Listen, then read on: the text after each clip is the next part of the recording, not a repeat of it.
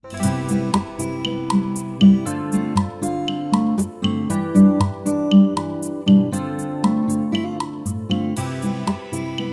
and welcome to Call to Destiny Ministries, a 501c3 nonprofit organization that has been established to teach believers their authority and their purpose in Jesus Christ.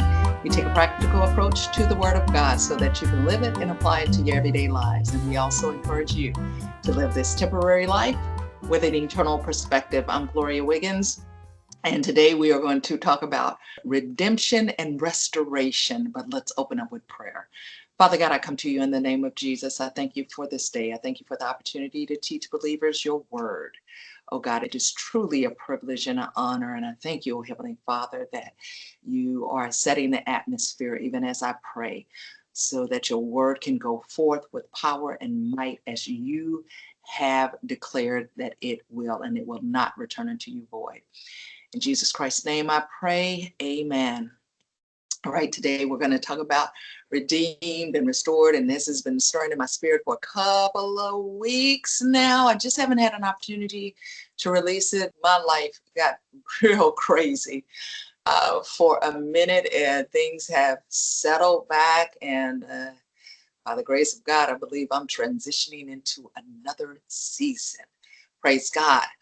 Let's look at our opening scripture. It is found in Psalms 107. It says, "Oh, give thanks to the Lord, for he is good, for his mercy endures forever. Let the redeemed of the Lord say so, whom he has redeemed from the hand of the enemy." All right, that is our foundational scripture. Let the redeemed of the Lord say so, believers. Hallelujah. Let's celebrate the fact that we are redeemed. What does redeemed mean? Let's look at a definition. A biblical definition of redeemed says it means being bought back bondage, specifically slavery to sin and its consequences, through a costly price, which is the sacrificial death of Jesus Christ. It signifies liberation, restoration, and adoption into God's family, transferring ownership of a person from sin to God. So we're going to talk in this teaching about redemption and restoration. Sometimes it might seem like the terms are interchangeable and they're very similar, but they're distinct. Let's look at now a definition of restoration. It says in the Bible, restoration refers to God's divine act of returning broken, lost, or simple people and things to a state of wholeness, often surpassing their original condition. It signifies spiritual renewal, reconciliation with God, and the ultimate healing of creation through Jesus Christ, turning tragedy into blessing. Again, very similar definitions, but and here's the distinction. Redemption is to purchase or take possession of through an exchange. Our redemption, of course, we know has come through the exchange of Jesus' sacrificial death, purchased by his precious blood. Restoration, if you will, flows from redemption. Restoration is a continuing work that God does in our lives as a result of redemption. Once we are bought back, then God begins to restore our lives. Think of it in this manner. For those of you that like to take things and restore them, well, the first step before you can restore anything, you take possession of it first, and then you begin the restoration process.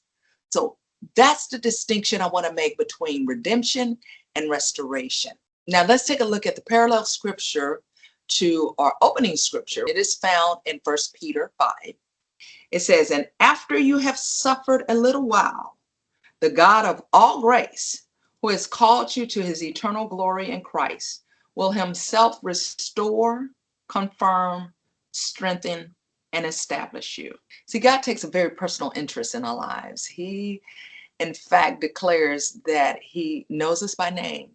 He knows the number of hairs that are on our head. He knows us intimately. Before he formed us in our mother's womb, he knew us. For many of us, based on our circumstances, we feel that God is distant because he is not responding in a way or expect for him to respond. God is not defined or should not be defined through our circumstances. God is totally independent of our circumstances, and his thoughts are so much higher than our thoughts, and his ways are so much higher than our ways that we can't even begin to fathom with our finite mind what God might be accomplishing in and through us in the redemptive work, the restorative work that he is not only doing in us, but that he is doing through us in the lives of others. You know, many people refer to our current president as a four-dimensional chess player, that he is oftentimes making moves that many people don't understand. Now, you might agree with that or you might disagree with that. I'm just giving you an example. If we can refer to a man as a multi-dimensional chess player, then certainly the God of the universe, the sovereign God who created all things and knows all things and is the reason that all things exist, God is making moves and to align people in place to fulfill his will, to fulfill his purposes that we have no clue about. Ecclesiastes says that he is making all things beautiful in its time. You know, there is a time and there is a season that God has ordained that he holds exclusively to determine when something will happen and how it will happen. I was sharing with a couple of people these last few weeks about how God has restored me in terms of my faith and my confidence and hope in him and the plan that he has for my life. He has restored that hope that it will come to pass. The things that he has declared through his servants, through his prophets over my life, that they shall come to pass, because we know the word says that believe in the Lord your God and you shall be established. Believe in his prophets and you shall succeed. And do not treat prophecy with contempt. That is for somebody. What God has spoken over your life, he has determined the set time for those prophecies, those words to come to pass. His word does not return unto him void. Well, that rhema word that comes from the prophet, that too will not return void. So hold fast to the word of God. Hold fast to the things that he has declared over your life. Many of us, we feel like, especially those of us that are getting older in age, we have not yet seen the promises of God fulfilled. We feel like those years are lost. But God declares in his word that I will restore. He's not saying he will cause those years to be restored. God says, I will restore the years that the locusts and the cankerworms have stolen. And with that restoration comes recompense, justice. God is a God of justice. You know, many of us, we've lost much over the years. And so we encounter many things along this path of obedience. And there are certain things that might be allowed in our lives to develop our character, to produce that perseverance, to produce that hope, and produce that confidence in God. But believers, know this, and I speak from experience, that God is not mocked. What you sow in obedience, you will reap a harvest of righteousness.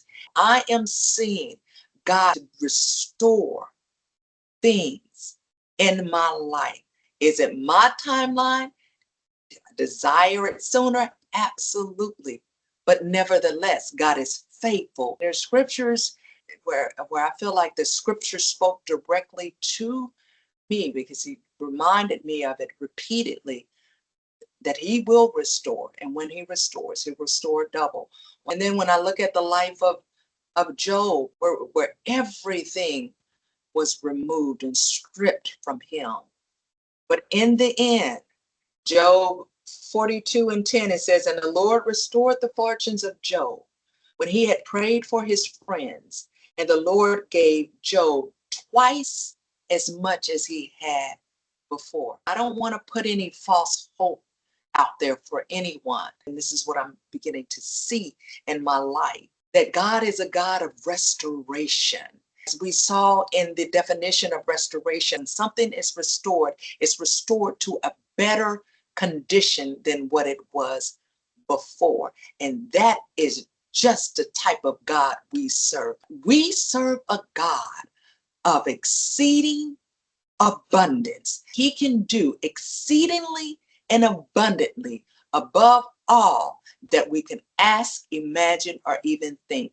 I'm beginning to walk in that season, and I'm thinking in particular about the things that I am seeing in my youngest daughter. One of the greatest blessings that I have ever received in my life is to see the restoration of my daughter and to see her serving faithfully alongside me in the local body of Christ. So, believers, I think I want to stop there. There was much more I had written down, but then it began to flow. So let's just pray. Father God, I thank you for this word. I thank you for the overflow, the abundance of your spirit and the inspiration of your Holy Spirit as I deliver this word. And Lord, let it be impactful. And empower the believers and stir up hope and stir up courage and stir their faith to continue to move on, to know that you are faithful, God, and that you will and can restore their lost fortunes, their lost time, their lost energy, oh Heavenly Father, that you can restore all the years that the locusts and the cankerworms have stolen. And Lord, I just believe that this is a season where restoration is coming to the body of Christ. Those that are held fast to their faith, that have not shrunk back, that have not turned from you and lost confidence and hope in you, that you are beginning to restore. God, you declare yourself to be Jehovah Rapha. Now we call upon you right now, Jehovah Rapha, our healer, our restorer. Manifest yourself to be that person in our lives right now. And all of this is in the mighty name of Jesus. We pray. Amen. All right, guys, got a little carried away with the prayer, but it's only because I feel this word so strongly in my spirit.